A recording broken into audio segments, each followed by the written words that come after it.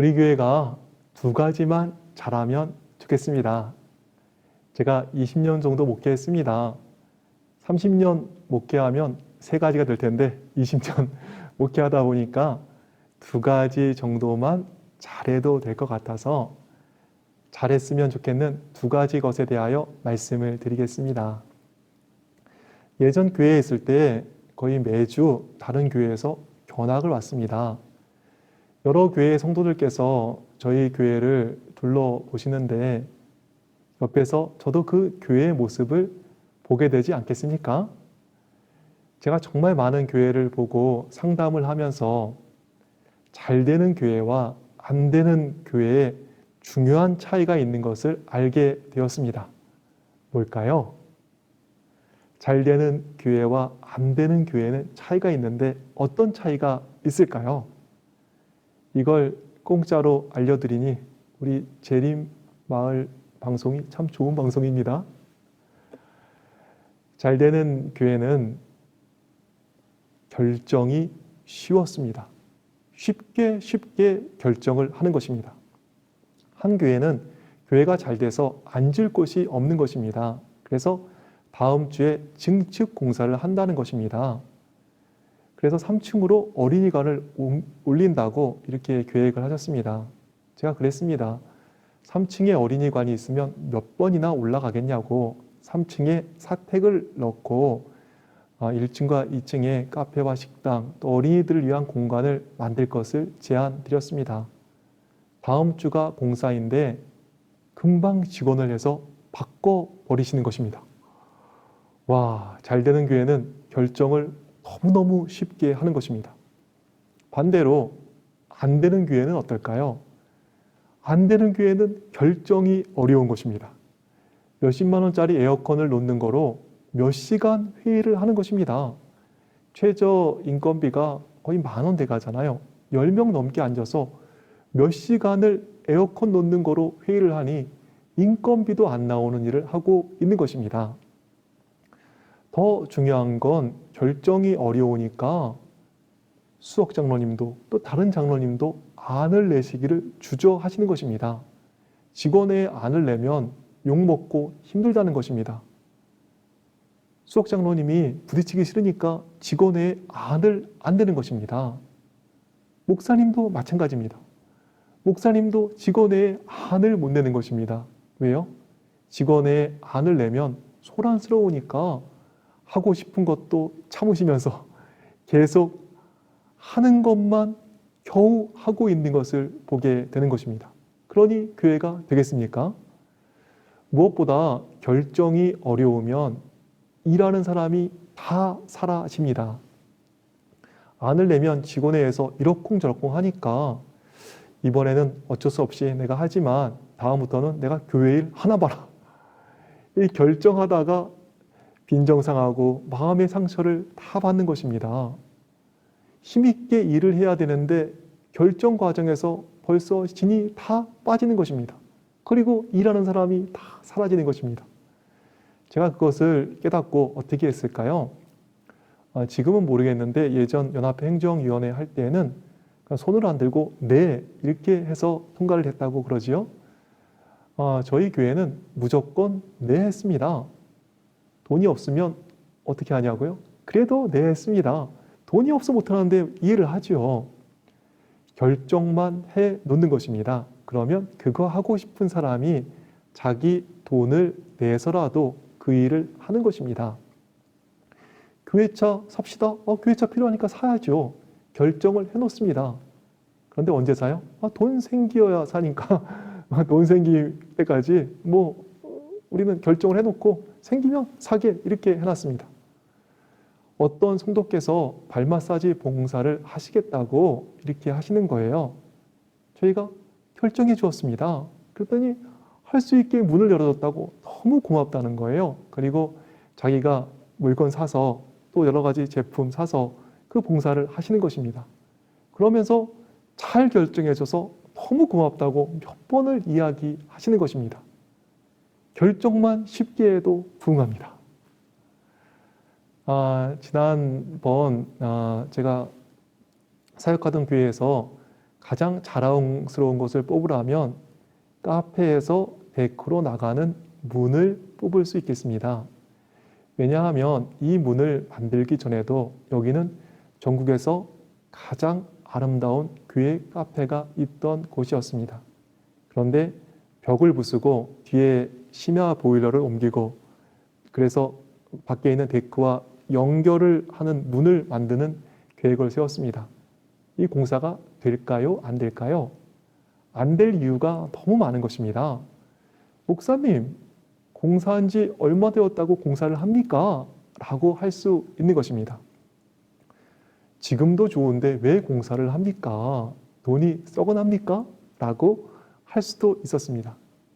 지난번 공사를 할 때 잘 하시지 왜 또 손을 대게 이렇게 공사를 하셨습니까? 라고 원망할 수도 있었습니다. 그런데 제 마음속에 있는 확신이 있습니다. 사단이 주는 최고의 저주는 굿, 좋은 것입니다. 왜냐하면 베스트, 최고를 못 가게 하니까. 직원의 안건을 냈습니다. 어떻게 했을까요? 그것을 평소처럼 쉽게 결정해 주었습니다. 결정을 쉽게 해주니까 그것을 하고 싶어하는 사람들이 기분 좋게 자기 돈을 내서 공사를 하는 것입니다. 그리고 기분 좋게 교회에 와서 또 몸으로 헌신하시고 또 봉사하실 때 그 일을 기꺼이 감당해 주시는 것입니다. 벽을 부셨고 옆에 침대탕을 만들고 데크로 나가는 그러한 문을 만들어 밖에 데크와 카페를 연결했습니다. 문을 열고 나가서 나무 그늘 아래서 쉬면 얼마나 좋은지 좋은 카페가 더 좋은 카페가 되었습니다. 저는 여기가 너무 자랑스럽고 또 좋은 것이 시설이 좋아서가 아닙니다. 여러 가지 안 되는 조건이 있었지만 결정을 쉽게 해줬기 때문에 여기를 자랑하고 싶은 것입니다. 사도행전 15장을 보십시오. 이방인에게 할례를 주냐 안 주냐로 회의가 열렸습니다. 어떻게 했을까요? 이방인들 할례 받지 말라고 결정을 했습니다. 초대교회는 결정이 되는 교회였습니다. 그런데 결정하게 된 원칙이 있습니다. 사도행전 15장 28절입니다. 성령과 우리는 이 요긴한 것들 외에는 아무 짐도 너희에게 지우지 아니하는 것이 좋은 줄 알았노니. 요긴한 것은 붙들지만 그렇게 큰 거 아니거든. 어떻게 한다고요? 일하기 쉽게 결정하는 것입니다. 요긴한 것은 목숨을 걸고라도 지켜야 하는 것입니다. 그런데 그렇지 않은 것은 쉽게 결정해주고 쉽게 일할 수 있도록 해 주어야 하는 것입니다. 그런데 완장 채워드리면 이 반장 역할을 하는 분들이 계십니다. 허락하는 것을 자기 존재를 과시하는 것으로 이렇게 생각하는 직원분들이 계시는 것입니다. 그런 교회 직원분들은 어떻게 보면 교회 일을 잘하게 하는 분이 아니라 십자가의 원수인지도 모르겠습니다. 초대교회는 어떻게 했습니까? 자기 존재 증명하는 것이 아니라 새로운 사람, 힘없는 이방인들이 신앙생활을 쉽게 할 수 있도록 도와주었습니다. 요긴한 것은 붙들지만 그렇지 않은 것은 쉬운 방향으로 결정하게 해 주었습니다. 어린 아이들도 자기 유리한 결정을 합니다. 그런데 직원들을 뽑았잖아요. 뭐 하라고 뽑았을까요? 자기 유리한 결정하지 말고 내 영향력 확인하는 것으로 직원의 자리를 쓰지 말고 약한 성도, 말 못하는 성도를 배려하라고 직원들을 뽑은 거 아니겠습니까? 일할 수 있는 성도들 보고 그들이 쉽게 일할 수 있도록 결정해 주라고 직원이 있는 것입니다. 근데 직원이 한번 하고 나면 사람들의 감정 상하고 그래서 교회는 쳐다보기도 싫다고 하는데 그런데도 직원회에서 자기 영향력을 세우고 있으니 교회가 되겠습니까? 초대교회는 영향력을 가지고 이방인이 그 힘없는 사람들이 좀 더 신앙생활을 잘 할 수 있도록 할례 문제를 해결해 주었습니다. 자기 영향력 확대가 아니라 주께서 주신 힘으로 요긴한 것은 붙들고 무거운 짐을 제거해 주는 결정을 한 것입니다. 요긴한 것은 붙들지만 다른 것들은 쉽게 또 쉽게 일하도록 결정해 주므로 교회는 부흥하게 되었습니다. 성도들이시여, 결정만 잘해도, 결정만 쉽게 해도 교회는 부흥합니다. 제가 많은 교회 컨설팅을 갔었는데요. 몇 교회 가서 보고 제가 깜짝 놀랐습니다. 통장 잔고가 1억이 넘게 있는 것입니다. 근데 돈은 그렇게 많은데 교회는 쇠퇴해 가고 있는 것입니다. 왜 그럴까요? 결정이 안 되니까 돈이 있어도 돈을 못 쓰는 것입니다. 결정했다가는 마음 다 상하고 교회가 시끄러우니까 그분 비위 맞히느냐고 아무 일도 못하고 교회는 쪼그러져 가고 있는 것입니다. 돈만 쌓아놓고 있는 것입니다. 최근 아프가니스탄에 아슈라프 가니 대통령 이야기가 화제가 된 적이 있습니다. 탈레반에게 카불이 함락되기 이전에 대통령이 도망을 갔습니다. 근데 도망칠 때 차 4대에 현금을 가득가득 싣고 갔다고 하잖아요. 그 돈을 나눔을 통해서 국반력을 높이던지 나눔을 통해 백성을 살려야 했습니다. 그런데 그 돈이 뭉치로 다발로 있는 것입니다. 뭉치로 다발로 있는 돈은 타락입니다. 쓰지 않고 뭉치로 발견된 것은 부패의 모습인 것입니다. 결코 칭찬받을 수 없는 모습입니다. 결정을 쉽게 할 때 교회는 돈을 쌓일 시간이 없습니다. 돈이 쌓일 여유가 없습니다. 당장 우리 뭉칫돈을 사용하셨으면 좋겠습니다. 결정만 잘해도 그 일이 이루어지는 것이에요. 우리 결정만 잘해도 부흥됨을 기억하시고 쉽게 결정하는 교회 되었으면 좋겠습니다. 예전에 싸우던 교회가 있었습니다. 새로 목사님이 발령을 받고 왜 싸우냐 이렇게 직원들한테 물어보니까 직원들이 하는 말이 잘해보려고 싸웠다는 거예요. 우리 잘해보려고 싸웠죠. 목사님이 그러셨다고 하지요. 이젠 잘하지 맙시다 그랬다는 거예요. 이젠 잘하지 맙시다. 그리고 정말 대충 결정했대요. 제 말로 표현하면 쉽게 결정한 거고, 성경의 언어를 빌리자면 요긴한 것은 붙들지만 사소한 건 쉽게 일할 수 있도록 결정을 쉽게 해 주었습니다. 그 교회 대충 결정하니까 싸움도 안 하고 부흥했다는 이야기가 있습니다. 전국의 재림교회는 결정이 쉽습니까? 결정이 쉽다면 부흥하는 교회 될 줄로 확신합니다. 하나만 더 살피면 반응만 잘해도 부흥한다입니다. 가이사랴에서 2년간 감옥 생활을 한 바울은 석방이 안 되는 것입니다. 그래서 로마 시민이었던 바울은 황제 네로에게 호소를 하게 됩니다. 그리고 천신만고 끝에 바울은 로마에 도착하게 됩니다. 바울이 로마에 오기는 왔는데 어떻게 왔습니까? 죄수가 되어서 온 것입니다. 이것에 대하여 사도행적에는 이런 기록이 있습니다. 바울은 무거운 마음으로 오랫동안 기대해 왔던 세계의 수도를 방문하는 발걸음을 내디뎠다.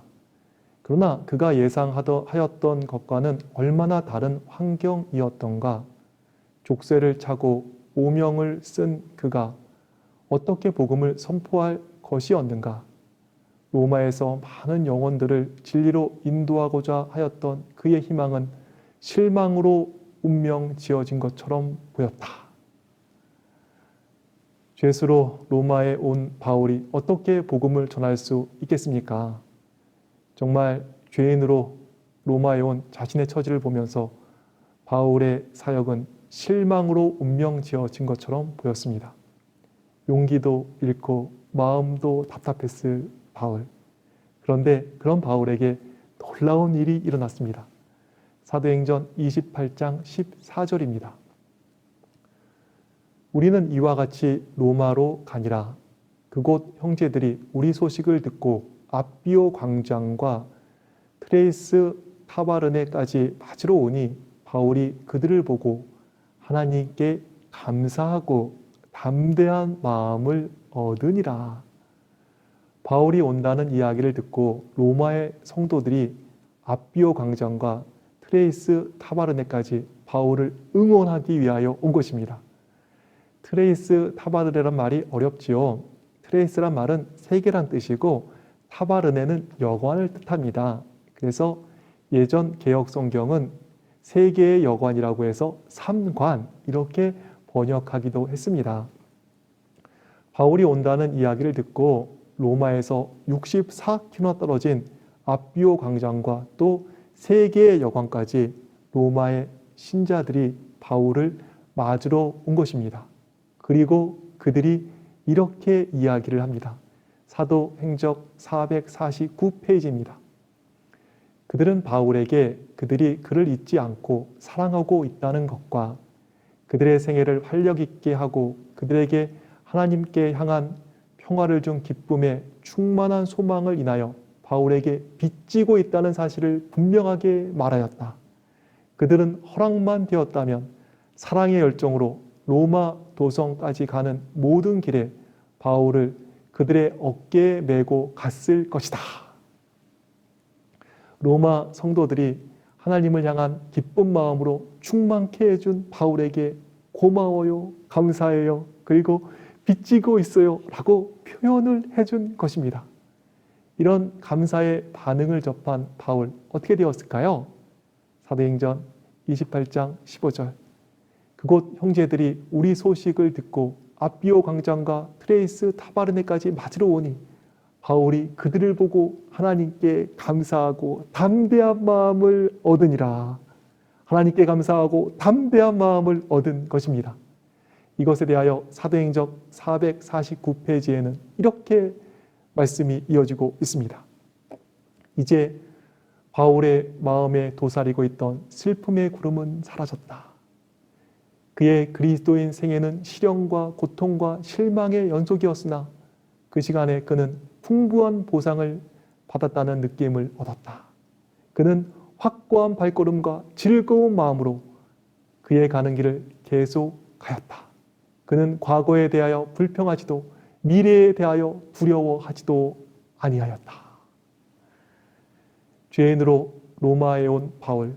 그래서 낙담하고 기운 빠졌을 상황인데 로마의 성도들의 그 따뜻한 반응 덕분에 바울은 하나님께 감사하게 되고 담대한 마음을 얻는 것입니다.